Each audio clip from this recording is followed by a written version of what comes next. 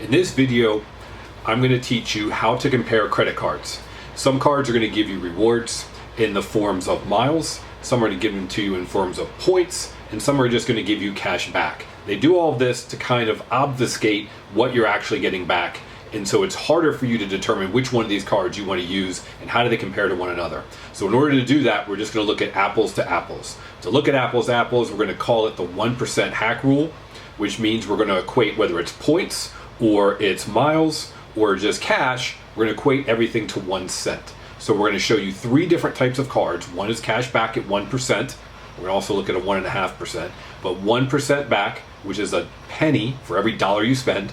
And then 2 other cards, and those cards are a United card, which gives you miles, this particular card here, and then a hotel card, which is going to give you what they call their points. And we're going to show you how to evaluate each one to see which one is better.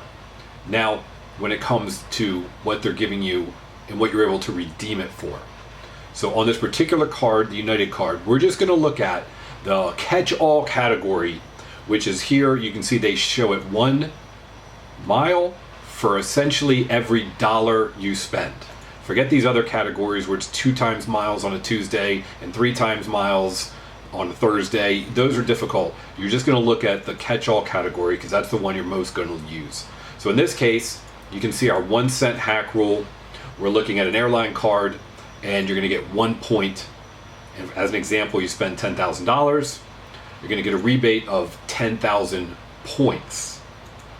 And that's a cash equivalent of $100 at a penny. Then we're going to look at this Marriott card. I'm not picking on United or Marriott. I have both their cards. I like them both. They're catch-all category. Again, forget the other categories. The one you're going to use the most is the 1 point for every dollar spent. And when I say the one you're going to use the most, it's really not your choice. You can choose to use it on dining and get a little more or something like that. But essentially, when you're going out and using your card, if you're not thinking about it and you're just spending and buying stuff, you're typically going to fall into this category. And then the Chase has 2 cards. One is 1% cash back and one is 1.5% cash back. So if you look at our spreadsheet here, we've got 1 point or 1 mile for the airline card, 1 point for the hotel card, percent back cash, and 1.5% back cash. So in terms of miles, you're going to receive 10,000. In terms of hotel points, you're going to get 10,000. And the first card at 1% cash back, you're going to get $100. Now the equivalent of all of these, when you look at the 1 cent rule, is for the airline card, you're getting $100 because it's 1%. You're getting $100 equivalent in the hotel card. Now they're not sending you a check for $100. They're allowing you to buy things from them using the point. So the question is, are you getting $100 value? And with the hotel card, are you also getting $100 value there? So we're going to dig into each one and see what exactly you're getting so you can compare these cards and know which one's best for you. So first we're going to evaluate the mileage card. The idea being you get 1 mile for every dollar you spend. And let's see what kind of value we're actually getting. So on the 1 cent rule, you're hoping you're going to get 1 cent for every dollar you spent. Let's see if that works out. Now, on this particular United card, they have the ability, or you have the ability, to redeem miles for an airline, of course, because they're United, but you can also do things like cars, hotels, and then you can buy merchandise. Now, evaluating the value of your miles in those arenas we'll look at later, but first we're going to look at just the miles themselves for an airline flight. And the reason we're going to do that is because they're an airline, so they're going to give you the best value on a flight. If you use those miles for something that they don't control, like hotels or cars or merchandise, it turns out the value is not as good. And I'll show you how to calculate that later. Let's just look at an airline flight. We're going to do a simple example. We're going to do the example of going from Dulles to Las Vegas. And we're going to look at a couple flights. And up here at the top, you can choose miles or you can choose dollars. So we're looking at miles at the moment. So I put 3 flights here in the spreadsheet. First, we've got a 2372 going right out of Dulles, and then we've got a Denver connecting flight and a Chicago connecting flight. Now the miles for each. This IAD flight here is right here is 27,900 miles. So we put that in there. That's the cost. The Denver flight at 512 We'll scroll down here. The one I picked was this Denver flight at 512, 19,500 miles. Oop, that's the 516. Let's see the Denver. There it is. Oh, there's the 516. Okay, for Chicago, 19,500 miles. All right, so we've got 3 flights here, and these are the miles you're going to have to use. Now, using the 1 cent rule, all we're doing is multiplying. We're going to take how many miles is it costing us, times it by 1 cent. So the mile cost would be $279 for that flight, $184.195. So let's see if we switched it to dollars, what it would actually cost us.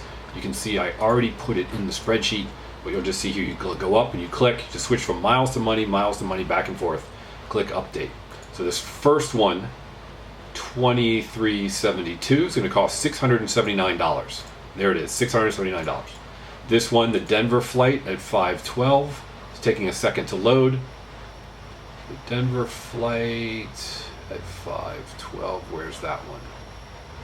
Looks like it's this guy here, $599. And then the Chicago flight as well is $621. So what does this mean? If you were to just hop on United and buy a ticket, these 3 flights would cost you $679, $599, $629 respectively. But the mile cost is $279, $184, $195. So what's that telling us? It's telling us that we're getting a great value for our miles. We're getting these tickets at substantially less than we would pay for cash. Now, let's evaluate that and find out what does that really mean. Well, if we're expecting to get 1 cent, the 1% rule for every, or 1 mile being 1 cent, we would expect the mile cost to be $679, $599, and $621, but it's much less. So if we do a quick calculation here, the mile cost, and then you look at the actual money cost and you divide. So we're just going to divide $679, we're going to divide that by the mile cost, and we get 2.43. What's that mean? That instead of getting 1 penny for every dollar we spent, using our penny hack rule, we're actually getting 2.4 cents, not 1 cent. And this flight, 3.2 and 3.1. What does that really mean? If we want to compare it to something like a cashback card, it means that if we use cash on a cashback card, we would need a cashback card that gave us 2.43 percent, or in this case 3.2%. I haven't seen a 3.2% cashback card, or a 3.1. So in this particular case, using the United Miles card, when you're redeeming it for an airline flight in the 1 cent hack rule, you're getting the equivalent of a cashback card of 2.43%, 3.2, and 3.18. Now in other videos I'll show you how to evaluate, do you actually want to use these miles when it comes to things like cars or merchandise or hotels? It turns out you're not going to get 1 cent, because what do they want you to do?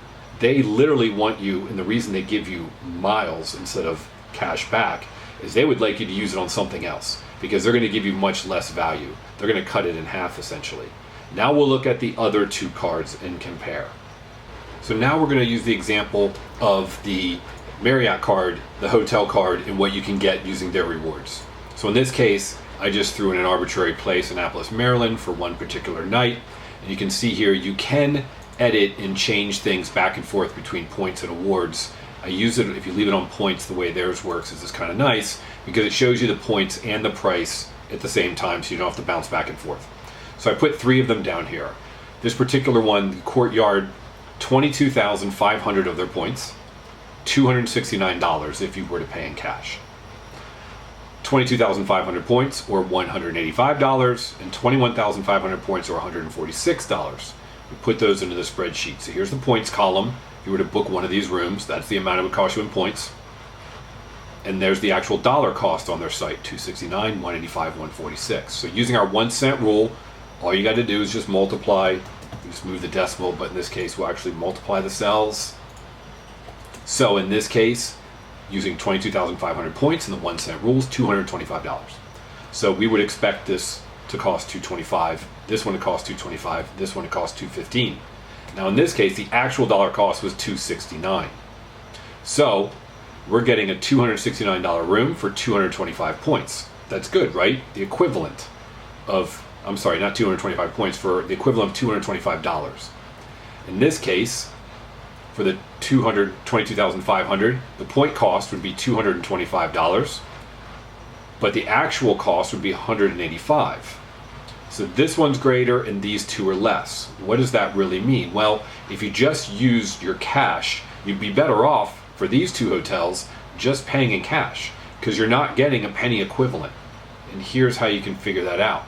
Down here, just like we did with the airlines, we said, what's the point cost? $225, $225, $215. And the actual dollar cost being $269. Now, $185 and $146. You just divide. So we just divided the actual cost, $269, divided by the point cost, equivalent, 1.2. So in this case, you're actually getting a better deal, because you're only going to pay in points the equivalent of $225 using the 1 cent rule, which means you're getting 1.2 cents for every dollar spent, not 1 cent. That's good. In these two cases, you're getting less than that. You're getting 0.8 of a cent and 0.68 or 0.7 of a cent. So you can quickly look and say, okay, using the 1 cent rule, this makes sense. I'm going to get a better value. These do not. Okay, so that's the hotel card. Now we're going to look at just pure cash back, and if we compare them. So using our 1 cent rule, we saw that these cash cards at 1% on a $10,000 spend is how we're equating it. You would get $100. In the case of the hotel, you would have been better off with these two just using cash back. So this card for one of the hotels happens to be better. A lot of the times I see of some of these cards that you're not quite getting 1%. You're getting less. That's why they use the point system.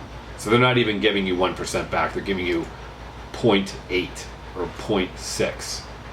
Now when it came to the airlines, because it's an airline card and you're using it for the airline, this particular one, the United one, I've always found this to be true for years, is that you usually get a really good value when you're using it to book an airline.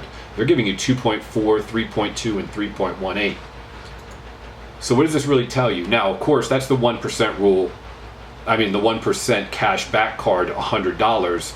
The 1.5% cash back is going to give you $150.